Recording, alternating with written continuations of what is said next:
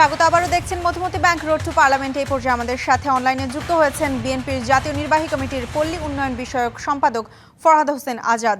জনাব ফরহাদ, আপনাকে স্বাগত জানাচ্ছি মধুমতি ব্যাংক রোড টু পার্লামেন্টে। আপনার কাছে শুরুতে জানতে চাই যে ত্রয়োদশ জাতীয় সংসদ নির্বাচন ঘিরে পঞ্চগড় আসন থেকে প্রচারণা কেমন হচ্ছে এবং গণসংযোগ কেমন করছেন? ধন্যবাদ। আপনার ডিবিসি এবং ডিবিসি সকল কলাকুশলী, এর পাশাপাশি আমার পঞ্চগড় জেলায় আমার নির্বাচনী আসন পঞ্চগড় 2 তথা দেবীগঞ্জ বদা সর্বস্তরের ভোটার এবং জনসাধারণকে আসসালামু আলাইকুম এবং আদাব।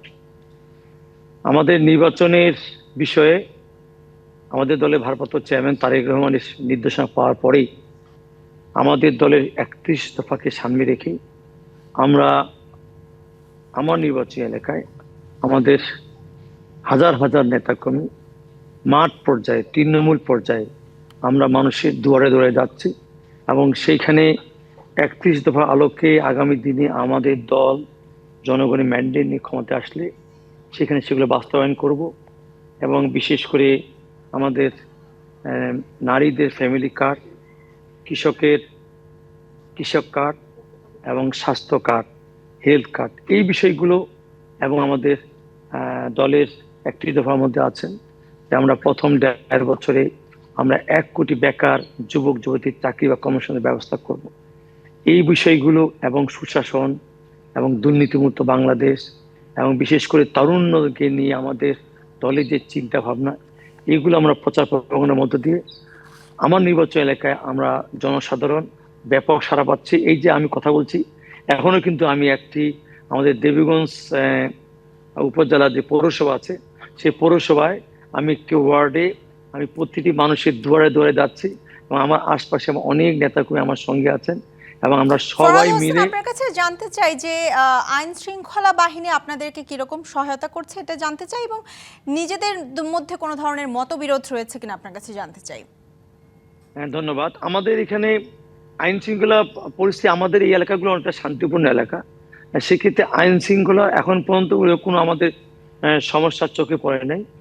পাশাপাশি আইন শৃঙ্খলায় যারা দায়িত্বে আছেন তারা আমাদেরকে যেটুকু আমাদের প্রয়োজন সেটুকু আমরা বলি, তারা সেই দিক থেকে আমরা পুরোপুরি সন্তুষ্ট না হলেও আমরা হতাশ না। তো প্রশাসনিক দিক থেকে আমরা কিন্তু অনেকটা হতাশ।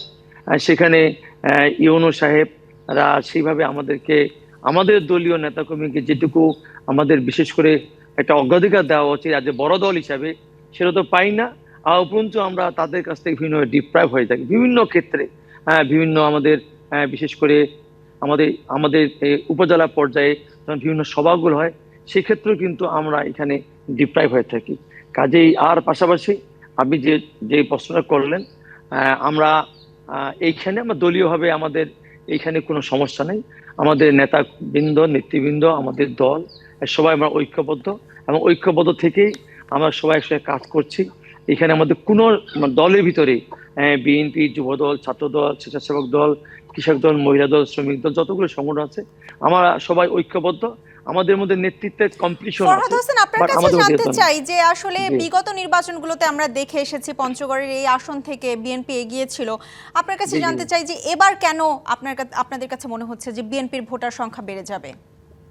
আমি যে জিনিসটা জানতে চাই, আমরা 2018 সালে যে সেই দিনে ভোট রাতে হওয়ার যে ভোটটা হয়েছিল, সেই ভোটেও কিন্তু আমি 1,28,000 ভোট পেয়ে আমরা জানি যে আমি জয়যুক্ত হয়েছিলাম। আর এবার বিশেষ করে এই বিগত যে দিনগুলোতে আমাদের বিএনপি যেভাবে আমরা আমাদের মানুষের পাশে, নেতাকর্মীর পাশে, জনগণের পাশে ছিলাম, এর মধ্য দিয়ে এবং মানুষ একটা জিনিস দেখেছে, যেহেতু এবার আওয়ামী লীগ নাই, সেক্ষেত্রে মানুষ একটা জিনিস মানুষের মধ্যে চিন্তা চেতনা আসছে, আমরা ভোটটা দিব কোথায়। বিএনপি যেমন স্বাধীনতার সপক্ষে দল এবং মানুষ জিয়া রহমানের শাসন দেখেছে, খালেদা জিয়ার শাসন দেখেছে, সেক্ষেত্রে মানুষের একটা বিশ্বাস তৈরি হয়েছে আমরা বিএনপিতে নিরাপদ, ধানের শীষে আমরা নিরাপদ। কাজে এই জন্যই আমার বিশ্বাস যে বিগত দিনের তুলনায় আমাদের এই এলাকার মানুষ, বাংলাদেশ মানুষ এবং বিশেষ করে আমাদের দলে ভারপ্রাপ্ত তারেক রহমানের যে আমাদের চিন্তাগুলো দেশকে নিয়ে, জাতিকে নিয়ে এবং আমাদের যুব সমাজকে নিয়ে, আমাদের তারুণ্যকে নিয়ে, এই বিষয়গুলো নিয়ে আমাদের চিন্তা চেতনাগুলো যেন আমরা আমাদের যুব সমাজের মধ্যে, ছাত্রছাত্রীদের মধ্যে, বিভিন্ন শিক্ষা প্রতিষ্ঠানে, বিভিন্ন সামাজিক প্রতিষ্ঠানে, মানুষের দ্বারে দ্বারে, কৃষকের কাছে, শ্রমিকের কাছে আমরা যখন নিয়ে যাচ্ছি, তারা সবাই কিন্তু আমাদের এই একটা বিষয়কে তারা অ্যাকসেপ্ট করতেছে এবং তারা আমাদের মোটামুটি আশ্বস্ত করছেন যে আমাদের ভোট দেওয়ার আমরা সুযোগ পাই নাই, এইবার ভোট দেওয়ার সুযোগ পেলে অবশ্যই আমরা নিরঙ্কুশ সংখ্যাগরিষ্ঠতা দিয়ে আমরা ফরহাদ হোসেন, বিএনপিকে ভোট আপনার কাছে দেব। জানতে চাই যে অন্যান্য রাজনৈতিক দলগুলো কিন্তু পঞ্চগড় আসনের বিএনপি নিয়ে বিভিন্ন ধরনের অভিযোগ তুলছে, আপনার কাছে অপপ্রচার তুলছে। আপনার কাছে জানতে চাই যে এই অপপ্রচারগুলো বা এই ধরনের অভিযোগগুলো আসলে কিভাবে মোকাবেলা করছেন? আমি আপনাকে বলতে চাই যে আমরা এখানে অপপ্রচারটা কি, আমি তো আমাকে জিনিসটা আপনি ক্লিয়ার করলেন না, তাহলে আমি বলতে পারতাম। তবে এখানে আমরা দেখেছি একটি দল তারা ফেক আইডি তৈরি করে, আমরা ইতিমধ্যে জানতে পেরেছি তারা নাকি 1,30,000 ফেক আইডি তৈরি করেছেন এবং তারা বট বাহিনী তৈরি করে এইসব অপপ্রচার তারা চালিয়ে যাচ্ছেন। তা আমার বিশ্বাস, বিশেষ করে আমাদের যে এখানে হাজার হাজার নেতাকর্মী আছেন এবং তারা সুসংহত এবং ঐক্যবদ্ধ, এবং বিগত দিনে হাসিনা ফ্যাসিস্ট আমলে তারা মামলা হামলা জেল জুলুম খাটার পরে তারা এত বেশি পাকাভুক্ত হয়েছেন, কাজে এইরকম বট বাহিনী বা এইরকম আমাদের দলের ভিতরে আমাদের দলকে যত অপপ্রচার করে আমাদের নেতৃবৃন্দ সেটা তাদের সাহসিকতার সঙ্গে সামাজিক যোগাযোগের মাধ্যমে এবং তাদের সাংগঠনিক দক্ষতা দিয়ে সেগুলো আমরা প্রতিহত করছি।